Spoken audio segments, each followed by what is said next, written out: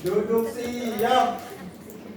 Sebelum belajar, marilah kita berdoa. Berdoa mulai.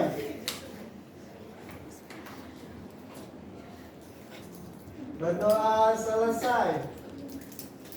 Baik, terima kasih untuk kelas atas pemimpinan doanya hari ini. Baik, di sini sebelum memulai materinya, Ibu ingin bertanya, kabar kalian hari ini bagaimana sih? Baik. Baik, semua di sini sebelum ke sekolah, kalian itu di jalan ada menemui sesuatu hal yang beda, apa gimana gitu, ada nggak? Macet, Bu. Macet, panas, begitu kan pasti kayak kesal gitu kan, pasti kayak gak enak banget kalau harus melewati jalan menuju sekolah itu macet lah, panas lah, kayak gitu pasti kayak wah kesel banget gitu. Nah di situ kan pasti sadar bahwa kalian tahu diri kalian itu seperti apa. Nah di sini seperti pembahasan kemarin itu sudah menjelaskan tentang konsep-konsep penerapan diri, identitas diri itu. Nah di sini Ibu ingin mengajak kalian untuk intuit lagi ke dalam identitas diri ini, tapi ke dalam penerapan yang ada di dalam kehidupan masyarakat. Nah di sini identitas diri itu merupakan bagian yang penting dalam kehidupan sosial karena berkaitan dengan bagaimana seorang individu itu memahami dirinya sendiri, bagaimana dia menunjukkan sifat, bagaimana dia menunjukkan dirinya kepada orang lain, temannya, keluarganya, atau bahkan di masyarakat luas seperti itu. Nah, di sini secara simpel menurut kalian aja deh, identitas diri itu seperti apa dari diri kalian sendiri? Nama, Bu, nama. Apa? Boleh? Nama. Nah, benar nama. Setelah itu lagi nggak? Sifat. Sifat. Kepribadian. Sikap, kepribadian. Nah, benar. Nah, dari pengertian yang kalian simpulin tadi, identitas diri itu adalah ciri khas kalian. Bagaimana kalian itu menempatkan diri, bagaimana kalian itu pasti punya nama, pasti punya karakter, pasti kalian tahu nih kalian itu orangnya ekstrovert atau introvert di kehidupan kalian. Terus juga bagaimana kalian itu dapat membedakan diri kalian kepada orang lain. Nah, identitas diri itu mencakup seperti sikap kalian kepada orang lain. Apakah kalian pengen dipandang baik di orang lain? Apakah kalian pengen dipandang jahat? Apakah ada di sini pengen dipandang jahat? Nah, jadi itu sudah baik-baik ya guys kepada semua orang. Nah, di sini juga budaya dan cara berinteraksi kita dalam masyarakat itu juga termasuk ke identitas yang kita miliki. Nah, dari identitas diri itu pastinya kita nggak muluk-muluk jadi seperti ini kan, nggak mungkin langsung jadi introvert gitu aja kan, nggak mungkin jadi extrovert gitu aja kan, nggak mungkin jadi orang yang baik gitu aja, pasti ada pengaruh-pengaruh dan proses-prosesnya sebelum kalian menjadi diri kalian sekarang gitu. Yang pertama yaitu ada sosialisasi primer, yaitu dalam bentuk kecil, yaitu apa? Keluarga. Dalam keluarga itu kalian punya nama, kalian tahu gender kalian itu apa, entah itu laki-laki, entah itu perempuan, dan juga kalian tahu norma-norma yang sebaiknya kalian lakukan dan enggak kalian lakukan itu apa dari keluarga. Setelah itu yaitu ada sosialisasi sekunder atau sekolah dan lingkungan kalian. Dari lingkungan itu kalian tahu bagaimana sih kalian itu harus berinteraksi dengan teman kalian, bagaimana sih kalian itu harus tahu siapa yang harus dihormati, siapa yang harus dihargai. Nah, menurut kalian yang harus dihormati itu siapa? Orang tua. Kalau yang dihargai itu siapa? Teman. Orang yang lebih muda. Nah, seperti itu. Nah, dari proses ini identitas diri itu terbentuk dari interaksi-interaksi kalian. Bagaimana kalian itu berinteraksi dengan teman, bagaimana kalian berinteraksi dengan keluarga, dengan ayah, dengan ibu. Nah, dari interaksi itulah identitas diri kalian itu mulai terbentuk.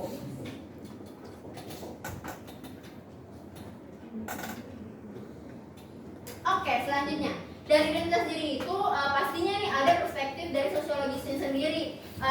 Ibu sendiri mengambil contoh dari Charles Hutton Cooley, yaitu yang melihat identitas diri dalam konsep looking glass self, atau bagaimana dia menempatkan dirinya dan menunjukkan dirinya kepada orang lain. Contohnya kalau kalian hari ini pengen terlihat rapi, pengen terlihat cantik, kalian itu pasti lebih pede menampilkan diri kalian di depan orang lain. Kalau udah pede, berarti kalian pengen diakui bahwa ya seperti inilah saya ingin menunjukkannya kepada orang lain. Seperti itulah looking glass self menurut Charles Hutton itu.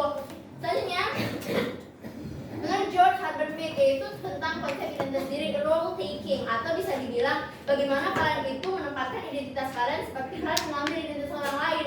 Contohnya Kalau kalian melihat mungkin kalian pastinya pernah kecil ya, pernah yang main seperti masak-masak atau boneka-boneka, khususnya untuk perempuan nih. Nah, kalian pasti mengambil identitas itu melihat dari bagaimana ibu kalian masak di rumah, bagaimana ibu kalian merawat kalian waktu kecil, kayak gitu role takingnya. Nah, dari perspektif sosiologi ini, identitas itu terbentuk itu nggak cuma-cuma, tapi terbentuk karena adanya interaksi sosial, dan itu juga nggak bisa tetap, itu juga dipengaruhi oleh orang-orang yang ada di sekitar kalian. Nah, selanjutnya dari proses-proses itu tentunya faktor juga mempengaruhi kalian itu memiliki identitas diri kalian. Nah, salah satunya keluarga, yang dimana seperti yang ibu jelasin tadi nih, keluarga itu pastinya yang memberikan kalian pemahaman, yang memberikan kalian bagaimana nilai yang baik kepada setiap orang, bagaimana kalian punya nama di rumah, dan bagaimana kalian memahami tentang siapa yang harus dihormati, siapa yang harus dihargai, itu dari keluarga.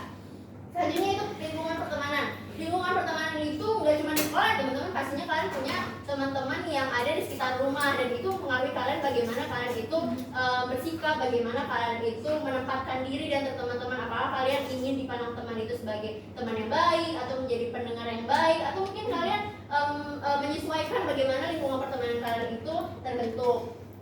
Dan juga dari lingkungan pertemanan itu kalian tahu nih, apalagi untuk anak-anak Gen Z sekarang, udah pasti kalian punya media sosial, contohnya seperti Instagram, mungkin TikTok. Nah, kalau kalian udah berteman, udah pasti follow-followan kan, entah itu first account, entah itu second account, yang pasti membedakan kalian dengan temannya tertentu. Nah, juga faktor selanjutnya itu ada pendidikan dan juga ekonomi. Pasti kalian tahu kalau orang yang memiliki pendidikan seperti S1 dibandingkan dengan, mohon maaf, anak yang hanya lulusan SMA, itu pasti dipandang lebih berbeda secara tingkat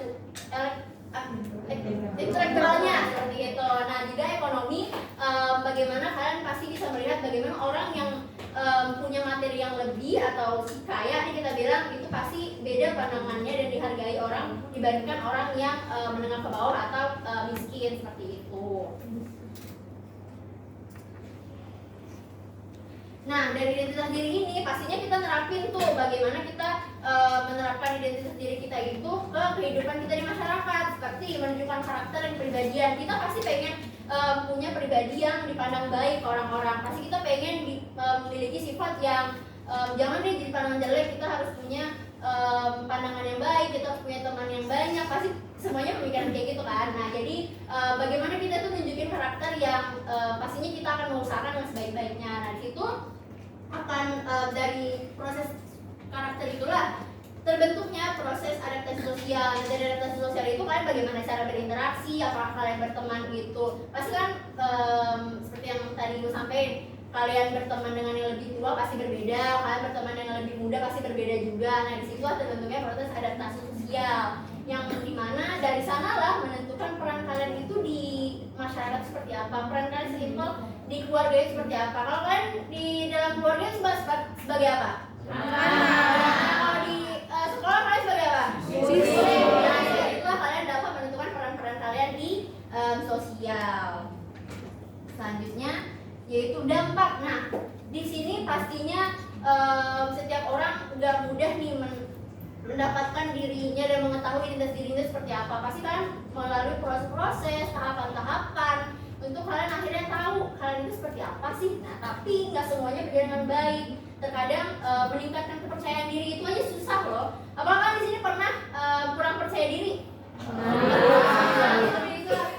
Kurang percaya diri itu menjadi salah satu dampak kita itu sulit untuk mengetahui identitas diri kita. Nah, dari kurang percaya diri itu kita tuh cenderung nggak mau terbuka dan nggak mau mengikuti cenderung mengikuti lingkungan sekitar kita. Itu kita nggak tahu apakah lingkungan sekitar kita baik, apakah lingkungan sekitar kurang baik. Nah, kalau kita mendapatkan lingkungan sekitar yang kurang baik, akhirnya berpengaruh ke konflik sosial dan penyimpangan sosial. Contohnya, kalian pasti mungkin jangan sampai anak-anak di sini pernah ada ikut tawuran, tapi pastinya pernah mendengar teman dari sekolah lain yang ikut tawuran-tawuran itu, pasti pernah kan? Nah, itu merupakan salah satu penyimpangan perilaku. Nah, seperti yang sudah Ibu jelasin tadi, kalian bisa sebutin nggak contoh penerapan identitas diri kalian? Contohnya kalian di sekolah sebagai apa? Siswa. Merupakan penerapan diri kalian. Apakah kalian di sekolah itu sebagai apa? Kalau misalnya kalian di sekolah sebagai siswa, berarti kalian belajar di sana. Kalau misalnya kalian di rumah sebagai anak, kalian mengikuti aturan dan arahan orang tua. Seperti itu contoh penerapan identitas diri. Nah, selanjutnya sampailah kita kepada kesimpulan yang dimana seperti Bu jelasin tadi bahwa identitas diri itu perlu melalui berbagai macam proses yang dipengaruhi oleh keluarga, orang tua pastinya, dan juga mungkin yang punya saudara mungkin juga dipengaruhi.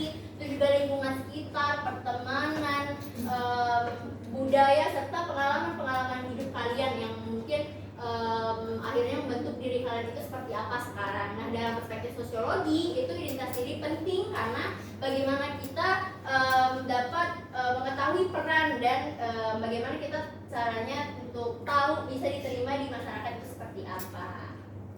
Baik, oke. Sekian bentuk penjelasan Ibu pada hari ini. Semoga bermanfaat dan bisa kalian terapin di diri kalian dan semoga berdampak positif pada kalian juga. Oke, sebelum ditutup, Ibu minta tolong pada ketua kelas untuk menutup kelasnya terlebih dahulu. Duduk siap. Sebelum pulang, marilah kita berdoa. Berdoa mulai. Berdoa selesai. Baik. Beri salam. Amin.